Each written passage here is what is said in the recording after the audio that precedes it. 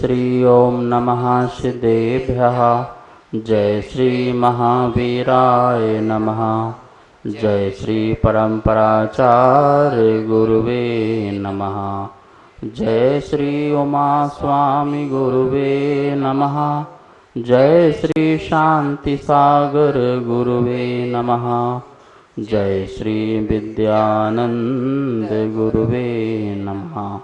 मोक्ष मार्गस्य नेतारं भेतारं कर्म भूभृतां ज्ञातारं विश्वतत्त्वानां वन्दे तद्गुणलब्धये। मंगलं भगवान् वीरो मंगलं गौतमो गणी मंगलं कुन्दकुन्दार्यो जैन धर्मोस्तु मंगलम। तत्वार्षुत परम मांगलिक ग्रंथ है आचार्य कुंद के पट्ट शिष्य आचार्य उमा स्वामी द्वारा यह विक्रम की प्रथम शताब्दी में लिखा गया।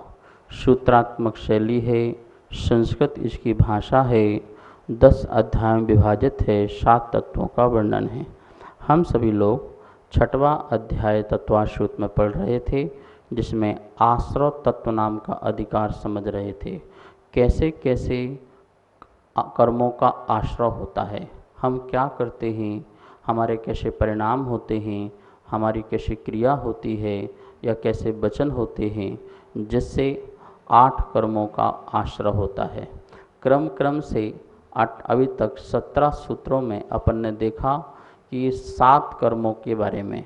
आज अंतिम जो कर्म है अंतराय कर्म के बारे में जानेंगे कि हम क्या करते हैं जिससे हमारे हर कार्य में विघ्न उत्पन्न होते हैं, कभी दान में, कभी लाभ में, कभी आलाभ में, आदि आदि। तो इस प्रकार से आप लोग कहते भी हैं कि हम महाराज जी कार्य करते हैं, पूरी मेहनत करते हैं और बीच में कोई न कोई विघ्न आ ही जाता है। तो ऐसा हम क्या करते हैं, क्या कारण है कि जिसके कारण हमारे अंतराय कर्म सामने आकर के खड़े हो जाते हैं।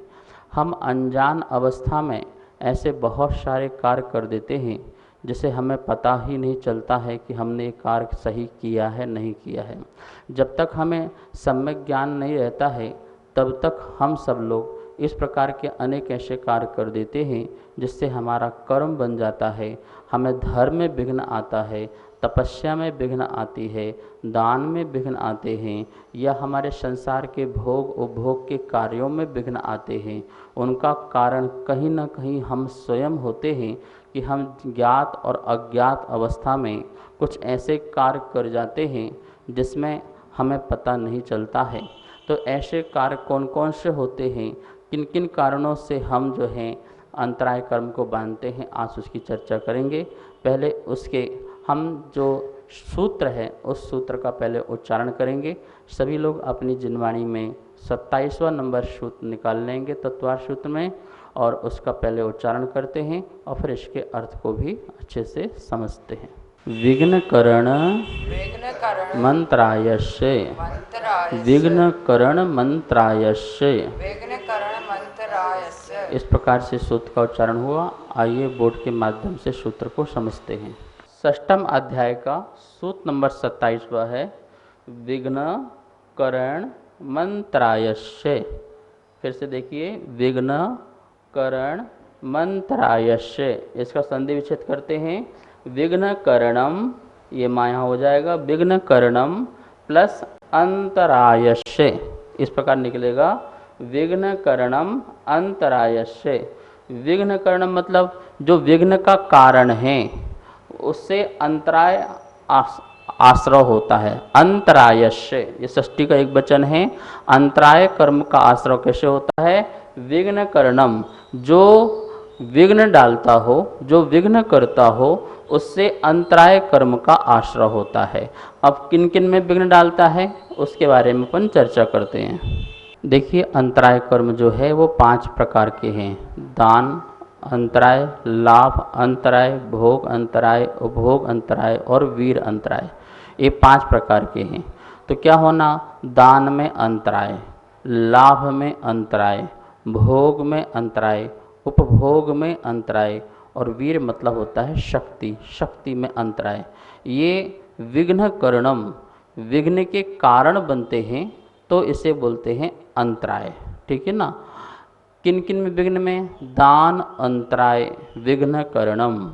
जो दान कर रहा हो व्यक्ति, अपने निज के उपकार के लिए दान कर रहा हो, और उस समय कोई विघ्न आ जाए, किसी भी कारण से विघ्न आ जाए, कोई भी निमित्त हो सकता है, ऐसा नहीं कि कोई एक पर्टिकुलर निमित्त हो, बहुत सारे निमित्त हो सकते हैं, सैकड़ों निमित्त हो सकते हैं जिनके कारण से आपको दान में, जैसे आप दान देने के भाव रखते हैं, आपके माता पिता ही विघ्न बन जाएं, आपके बच्चे ही विघ्न बन जाएं, आपका कोई दोस्त यार ही विघ्न बन जाए, अथवा आपका शरीर भी, आपका शतकर्म भी, आदि अनेक प्रकार से आपको बीमारी हो गई, आपके मुनिराज आए हैं, दान देना चाहते पर बीमारी हो गई, पर आप दान नहीं दे पा रहे हैं। तो इस प्रकार से कोई भी किसी भी प्रकार का कारण हो सकता है जिसके कारण आपको दान में विघ्न आ जाए, तो वो हो जाएगा क्या? दान में आया हुआ विघ्न। ऐसे सब में आपको लगाना है। आइए स्लाइड के माध्यम देखते हैं 5 प्रकार के अंतराय के विघ्न के कारण। देखिए यहाँ पर लिखा है अंतराय कर्म के कार्य। क्या है अंतराय कर्म के कार्य? तो 5 प्रकार की बातें हैं, इनमें बाधा डालना ये अंतराय कर्म का कार्य है। दान में, लाभ में, भोग में, उपभोग में और वीर में, इनमें किसी भी प्रकार से बाधा डालना ये अंतराय कर्म का कार्य होता है। निज उपकार के कार्य में जो दान है उसमें विघ्न डालना ये दान अंतराय कर्म होता है। लाभ, फायदा, हमें किसी प्रकार का फायदा हो रहा हो, वो किसी भी प्रकार का लाभ हो सकता है, जैसे हमको भोजन का लाभ हो रहा हो, वस्त्र का लाभ हो रहा हो, ज्ञान का लाभ हो रहा हो, किसी भी प्रकार का हमको लाभ होना चाहिए, और उस लाभ में यदि अंतराय आता है तो ये लाभ अंतराय कर्म का उदय कहलाता है। ठीक है। भोग और उपभोग, भोग कहते हैं जो एक बार जो वस्तु को भोगी जाती है उसे कहते हैं भोग, जो बार बार उस वस्तु को भोगी जाती है उसे कहते हैं उपभोग। मतलब जो एक बार उपयोग में आए, जैसे अपन ने भोजन किया और भोजन ग्रहण हो गया, वो एक बार में उपयोग हुआ। जैसे आपने तेल लगाया तो शरीर में तेल लगा लिया, वो भोग हो गया, उसको एक ही बार यूज कर सकते हैं। और उपभोग का मतलब होता है बार बार भोगने में आए, उपयोग में आए। जैसे आपका मकान है, दुकान है, वस्त्र है, गाड़ी है, जो कुछ भी सामान है, मोबाइल है, टीवी है, पुस्तक है, ये बार बार आपको उपयोग में आती हैं, तो ये सब क्या हो गया? उपभोग की वस्तुएं हो गई। तो भोग और उपभोग, तो जो बार बार भोगी जा सके, इनमें भी जो विघ्न का कार्य करे वो भी अंतराय कर्म कहलाता है। भोग अंतराय और उपभोग अंतराय। 5वां नंबर कर दिया है शक्ति, वीर, इसे बल भी कह सकते हैं। तो आपकी वीर और शक्ति में अंतराय आए, जैसे आप उपवास करना चाहते हैं पर आपके अंदर उत्साह प्रकट ना हो, आप साधना करना चाहते हैं और आपके अंदर उत्साह प्रकट ना हो, आपको मंदिर जाने का भाव उत्साह प्रकट ना हो, व्रत करने का, नियम लेने का जो उत्साह प्रकट नहीं हो रहा है, मतलब जो भी इच्छा शक्ति जागृत नहीं हो रही है, तो उसमें क्या कौन सा कर्म का उदय है? तो वीर अंतराय कर्म का उदय है, जिससे हमें कार्य करने की इच्छा शक्ति नहीं हो रही। वो लौकिक कार्य भी हो सकता है और वो अलौकिक कार्य भी हो सकता है। इन दोनों के कार्य में यदि आपको, कोई बच्चा है पढ़ने की इच्छा नहीं हो रही है, किसी को दुकान जाने की इच्छा नहीं हो रही है, कमाने की इच्छा नहीं हो रही है, किसी को मंदिर जाने की इच्छा नहीं हो रही, तो अंदर से जो इच्छा शक्ति प्रकट न हो, मतलब कि जो उत्साह प्रकट हो, उल्लास प्रकट होना चाहिए, वो उल्लास प्रकट नहीं हो रहा है, तो वो कौन सा है कर्म है? वो वीर अंतराय कर्म है, जिसके उदय से व्यक्ति में इस प्रकार का उल्लास उत्साह प्रकट नहीं होता है। वो विघ्न कौन सा हुआ? वो अंतराय, वीर अंतराय कर्म का विघ्न होता है। इस प्रकार से तो अपन ने ये 5 कर्म समझ लिए कि 5 कर्म के स्वरूप समझा। अब अपन को ये भी आगे समझना है कि हम ऐसा कौन सा कार्य करते हैं जिसके कारण ये कर्म जो है हमारे लिए बंध जाते हैं, उनके बारे में जानना बहुत ज़रूरी है। क्योंकि जब तक हमको पता ही नहीं चलेगा कि हम कब ऐसा काम कर रहे हैं जिसके कारण ऐसा कर्म बन जाता है कि हमारे ये दान लाभ भोगो भोग वीर में विघ्न हमेशा होते रहते हैं। तो हमें जब पता चल जाएगा तो हम इससे बच जाएंगे, और बच जाएंगे तो फिर हमारे ऐसे कर्म का उदय भी नहीं आएगा। अंतराय कर्म का आश्रय कैसे करते हैं, जरा कुछ यहाँ समझिए। पहली बात, देवताओं के लिए निवेदित और अनिवेदित द्रव्य का ग्रहण करना। यदि इस प्रकार से अपन ग्रहण करते हैं तो इससे भी हमें अंतराय कर्म का आश्रय होता है, और फिर उसके लिए उदय में आता है तो हमें विघ्न पड़ते हैं भोगो भोग सामग्री प्राप्त करने में। देवता के लिए निवेदित और अनिवेदित। निवेदित का मतलब होता है कि आपको चढ़ा दिया, जो चढ़ा दिया गया है वह द्रव्य, जो स्वाहा करके चढ़ा दिया गया है वो द्रव्य। जैसे आप लोग पूजा पाठ करते हैं और पूजा पाठ करके कोई द्रव्य आप मंत्र पूर्वक स्वाहा करके उसे अर्पित कर देते हैं, एक द्रव्य वो होती है। एक द्रव्य वो होती है जो आपने स्वाहा करके तो नहीं चढ़ाई है, लेकिन वो आपने मंदिर को दे दी है। जैसे आपने टेबल है, कुर्सी है, और भी बहुत सामान हैं, बर्तन हैं, ये आप जो है उसको भेंट कर देते हैं, दे देते हैं, तो वो अनिवेदित हो गया। तो निवेदित और अनिवेदित जो द्रव्य है उसको ग्रहण करना, मतलब वो छोड़ दिया है, आपने त्याग कर दिया है, और फिर उसे आप ग्रहण कर लें, उसका अपहरण कर लें, उसकी चोरी कर लें, ज़बरदस्ती से उस वस्तु को अपना बना लें, तो ये क्या कहलाएगा? इससे भी आपके अंतराय कर्म का बंध बनता है। आगामी काल में आपको भोगो भोग की जो सामग्रियां हैं अथवा और भी किसी प्रकार के विघ्न हैं वो आपके जीवन में आते हैं।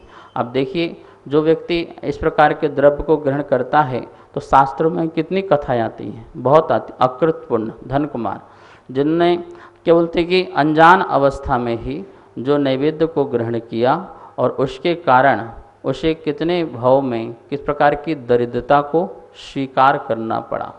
तो इस प्रकार से निवेदित और अनिवेदित जो द्रव्य है उसको ग्रहण करने से भी अंतराय कर्म का आश्रय होता है। हमें सावधान रहना चाहिए। कोई भी निवेदित अनिवेदित वस्तु है उसे हमें अपना नहीं बनाना है। मंदिर में वस्तुएं बहुत होती हैं, बर्तन होते हैं, पूजन की सामग्री होती है या पुस्तक आदि होती है, आप उसका उपयोग करें जो जैसे समाज व्यवस्था बनाती है, लेकिन उसको आप ग्रहण कर लें, आप उसको चोरी कर लें, तो इस प्रकार से करने पर ये अंतराय कर्म बनता है, जिससे आपको आगामी काल में जीवन में जो कुछ भी आपके सुख साधन होते हैं उनको प्राप्त होने में आपके विघ्न आते हैं। लाभांतराय कर का उदय आता है, आपको लाभ नहीं होता है, आपको जीवन में ऐसे बहुत सारे विघ्न उत्पन्न होने लगते हैं। इस प्रकार से ऐसा आश्रय नहीं करना चाहिए, इसका बहुत ध्यान रखना चाहिए। फिर ज्ञान का निषेध एवं धर्म का विच्छेद करना, इससे भी अंतराय कर्म का आश्रय होता है। कोई व्यक्ति ज्ञान का अभ्यास कर रहा हो उसे निषेध करना, जैसे कोई गुरुकुल जाना चाहता हो, सम्यक धर्म पढ़ना चाहता हो और उसको पढ़ने के लिए निषेध करना, नहीं ऐसा मत पढ़ो, इसको मत पढ़ो, इसके पढ़ने से क्या होगा, तुमको क्या लाभ मिलेगा, तुम तो लौकिक शिक्षा पढ़ो। तो इस प्रकार से धर्म के ज्ञान के में निषेध करना अथवा किसी भी पढ़ाई में आप ज्ञान के विषय में उसको विघ्न डालना या उसको नहीं करने देना या निषेध करना, इसी प्रकार से धर्म का विच्छेद करना।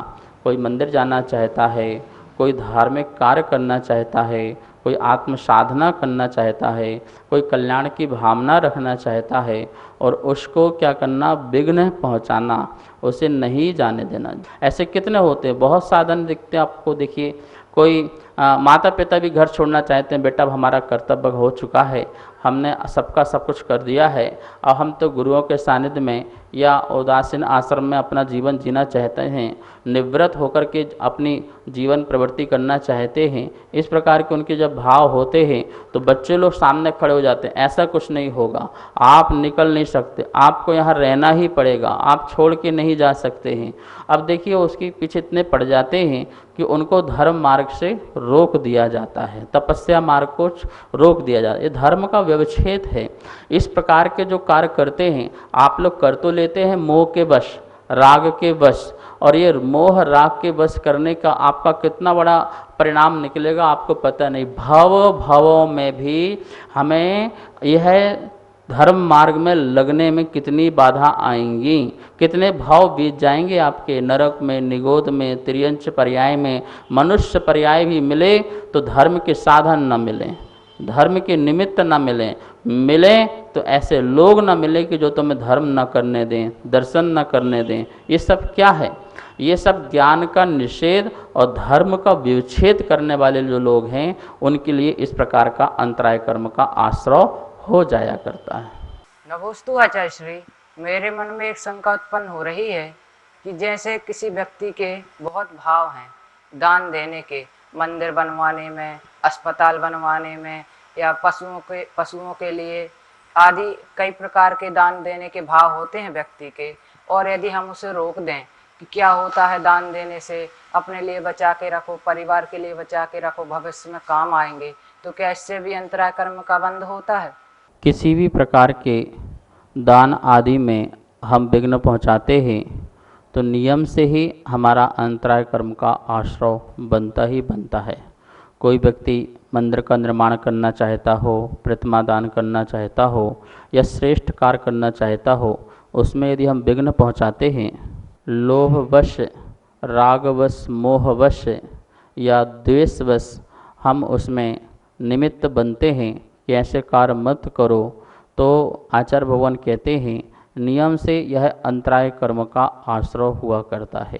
कभी भी कोई मुनिराज को चौका लगाना चाहता हो, आहार दान देना चाहता हो या अन्य भी कोई श्रेष्ठ कार्य करने चाहते हो, हमें उसमें अनुमोदना करना चाहिए। अनुमोदना से तो आप अंतराय कर्म का क्या करेंगे? उसका क्षय करेंगे। लेकिन यदि आप अनुमोदना नहीं करते हैं और उसमें आप विघ्न पहुंचाते हैं, ये करने से क्या होता है, बार बार यही कार्य करते रहोगे, ऐसा करते रहोगे, ऐसा बोलना, ऐसा कहना, ऐसा सोचना, ऐसा विचारना, ये सभी जो है आपके अंतराय कर्म के आश्रय के कारण बनते हैं। हमें ऐसे अंतराय के आश्रय से बचना चाहिए। अब आप यहाँ पे देखिए, अंतराय कर्म के आश्रय के कारण बहुत सारे कारण होते हैं। आप चाहें तो कॉपी में नोट कर सकते हैं एक एक बातों को। जैसे पहला पॉइंट यहाँ पर लिखा हुआ है, कोई ज्ञानाभ्यास कर रहा हो तो उसमें बाधा डालना, इससे भी अंतराय कर्म का क्या होता है, आश्रय होता है। कोई ज्ञानाभ्यास स्वाध्याय कर रहा है या पढ़ रहा है, या बालक ही कोई पढ़ रहा है, उसकी आके पुस्तक बंद कर देना, लाइट बंद कर देना, या किसी प्रकार से विघ्न पहुंचाना, चलो घूमने चलते हैं, उसका उपयोग चेंज करवा देना, ये सब जो है क्या है, आपके अंतराय कर्म का आश्रय होता है। दूसरी बात है, वस्त्र, आभूषण, शैया, आसन, भक्षण करने योग्य भोजन, पीने योग्य पेय आदि में दुष्ट भावों से विघ्न करना, इससे आपका भोगो उपभोग का जो कर्म बनना है वो बंध जाएगा। हम लोग किसी के भी, जैसे कोई व्यक्ति सो रहा हो और उसको सोने में विघ्न पहुंचा देना। अब आप बोलेंगे हम बच्चे को ना उठाएं क्या, हम क्या बोलते सोते रहने दें क्या, वो आपकी अपनी भले व्यवस्था हो, लेकिन उसको विघ्न तो हुआ ही हुआ है। तो उसको सोने में विघ्न हो जाना, आसन में उसके आसन हटा देना, भक्षण उसके भोजन में विघ्न लाना, भोजन कर रहा हो उसको उठा देना, थाली छीन लेना अथवा भोजन नहीं देना, इस प्रकार से उसके योग्य भोजन में भी क्या करना, विघ्न आदि पहुंचाना। इसी प्रकार से पीने योग्य पदार्थ में भी विघ्न पहुंचाना आदि अनेक प्रकार के हैं। द्रव्य, आभूषण, आभरण, ये उसकी वस्तु, भोग की वस्तुएं हैं, उसमें भी क्या करना, वस्तु को छुपा देना या उसकी वस्तु को यहाँ वहाँ कर देना। तो इस प्रकार से कैसे भी उसके भोग उपभोग की सामग्रियों में विघ्न पहुँचाने पर क्या होता है, अंतराय कर्म का आश्रय होता है। आपको पता है, आपके मुनिराज जो लोग हैं वो उपदेश देते हैं, आदेश नहीं देते हैं भाई कि आपको भोगोपभोग की सामग्री का त्याग करना चाहिए, परिमाण बनाना चाहिए, जीवन को सुंदर बनाना है। लेकिन वो ज़बरदस्ती छुड़वाते नहीं हैं, क्योंकि ज़बरदस्ती छुड़वाएं तो उनको भी अंतराय कर्म का बंध बनेगा, क्योंकि सामने वाले की इच्छा नहीं है और इच्छा के विरुद्ध कार्य करने पर क्या होगा, उनको भी अंतराय कर्म का आश्रय हो जाएगा। जब तक वह स्वयं निवेदित न करे, गुरुदेव हमें धर्म बताएं, हमें त्याग का मार्ग बताएं। गुरुदेव उपदेश देते हैं, उपदेश के माध्यम से उसे यह ज्ञान देते हैं, और जब उसके अंदर ज्ञान प्रकट होता है तो वह स्वयं निवेदित करता है, प्रभु मैं परिमाण बनाना चाहता हूँ, मैं 2 टाइम भोजन करना चाहता हूँ, मैं इस प्रकार से कार्य करना चाहता हूँ, इतना छोड़ना चाहता हूँ, परिग्रह त्याग करना चाहता हूँ। तब गुरुदेव उसको आशीर्वाद देते हैं, उसकी इच्छा का निरोध नहीं करते हैं, वो स्वयं अपनी इच्छा का निरोध करके वह व्रत आदि नियम को ग्रहण करता है, तो कल्याण के मार्ग में चलता है।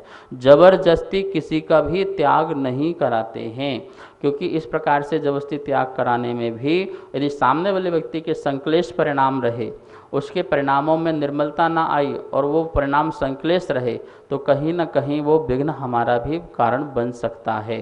तो इस प्रकार के किसी के वस्त्र में, आभूषण में, शैया में, आसन में, भक्षण करने आदि योग्य भोजन, पीने योग्य पदार्थ आदि में किसी भी प्रकार से दुष्ट भावों से, एक बात जरूर ध्यान रखना, क्या लिखा है, दुष्ट भाव, आपके अंदर वो दुष्ट भाव हैं विघ्न डालने के। आपको बच्चे उठाने में दुष्ट भाव नहीं है, आपको बच्चे का भोजन ज़्यादा करेगा, बीमार हो जाएगा, तो आपको वहाँ दुष्ट भाव नहीं है। आपके दुष्ट भाव हों, उसमें किसी न प्रकार का द्वेष परिणाम हो, और ऐसे दुष्ट और द्वेष परिणाम से यदि बाधा पहुँचाते हैं तो नियम से अंतराय कर्म का आश्रय होता है। नमस्ते आचार्य श्री जी। आचार्य श्री जी, मेरा प्रश्न है, अगर हम किसी के भोग उपभोग की वस्तु उपकार की दृष्टि से छुड़वाते हैं तो उसमें भी हमें अंतराय कर्म का आश्रय होता है क्या? आपके अंदर उपकार के भाव हैं, उस आत्मा का कल्याण हो, उस आत्मा का उद्धार हो, या उसका जीवन सुंदर रहे, स्वस्थ रहे, अच्छा रहे, इस परिणामों से आप उसके भोग और उपभोगों का त्याग करवाते हैं, उनको छुड़वाते हैं, तो आचरण कहते हैं वो तो आपकी करुणा दृष्टि है, वो आपकी दया दृष्टि है, हितकारी दृष्टि है। आप उसके आत्मा का कल्याण करना चाहते हैं, तो यदि आत्मा के कल्याण की सचमुच में यदि आपके अंदर भाव हैं तो आप ऐसा उसको उपदेश दे सकते हैं। और यदि आपके आश्रयवान कोई जीव हो तो उसे आप जबरदस्ती भी कर सकते हैं, क्योंकि उसका स्वास्थ्य का नुकसान नहीं होना चाहिए और उसका आत्मा का अहित नहीं होना चाहिए।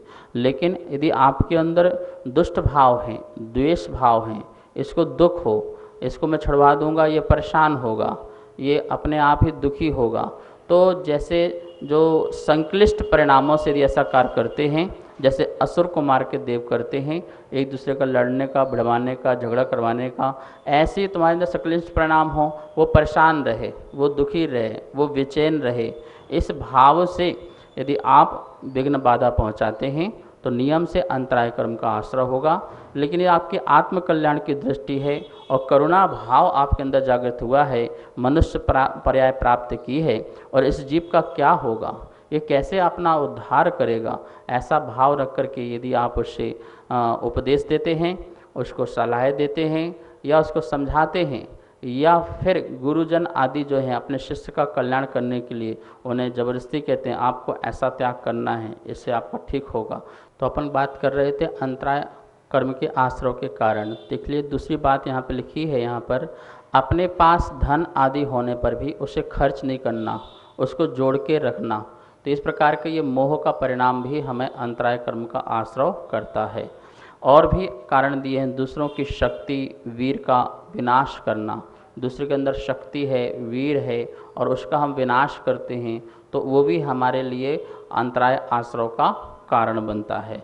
चारित्र के धारक गुरु, जिनायतन, जिन प्रतिमा आदि का घात करना, मंदिर तोड़वाना, मंदिर को नष्ट करना, गुरुओं को परेशान करना, दुखी करना, जिनायतन में किसी प्रकार का विघ्न पहुंचाना, जैसे केस कर देना लोगों, और कोर्ट कचहरी करना, लोग समाज को परेशान करना, ये सब क्या है, ये सभी जो चीज़ें हैं ये भी नियम से विघ्न बाधा, ये बहुत ज़्यादा बड़े कर्म हैं, क्योंकि देव शास्त्र गुरु पर किसी प्रकार का अपन व्याघात पहुंचाते हैं तो उससे हमें ज़्यादा ही अंतराय कर्म का आश्रय होता है। इस प्रकार से त्यागी, दीक्षित, दरिद्री, अनाथ को कोई वस्त्र, पात्र आदि देता है तो उसका निषेध करना, इसमें भी अंतराय कर्म का आश्रय होता है।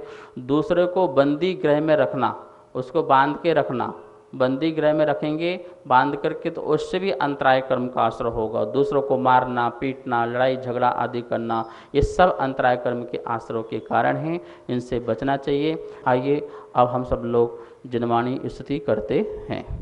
जा वाणी के ज्ञान से सूझे लोकालो, सो वाणी मैं सक धरूं सदा देत हो धो। हे जिनवाणी भारती तो हे जपो दिन रेन, जो तेरी शरणा धरे सो पावे सुख चैन। बहुत बहुत मंगल आशीर्वाद। सभी को सादर जय जिनेन। मैं आरती जैन। जैसा कि आप सभी आचार्य प्रज्ञा सागर महाराज जी द्वारा पढ़ाए जा रहे तत्वार्थ सूत्र का आनंद ले रहे हैं, आप सभी के सहयोग से निरंतर तत्वार्थ सूत्र जी की पुस्तकें छप रही हैं। चौथे अध्याय की पुस्तकें छपने को जा चुकी हैं। 5वें अध्याय की पुस्तकें छपवाने हेतु जो भी महानुभाव दान करना चाहता है, पुण्य का भागीदार बनना चाहता है, तो संपर्क करें। आरती जैन, जय जिनेन।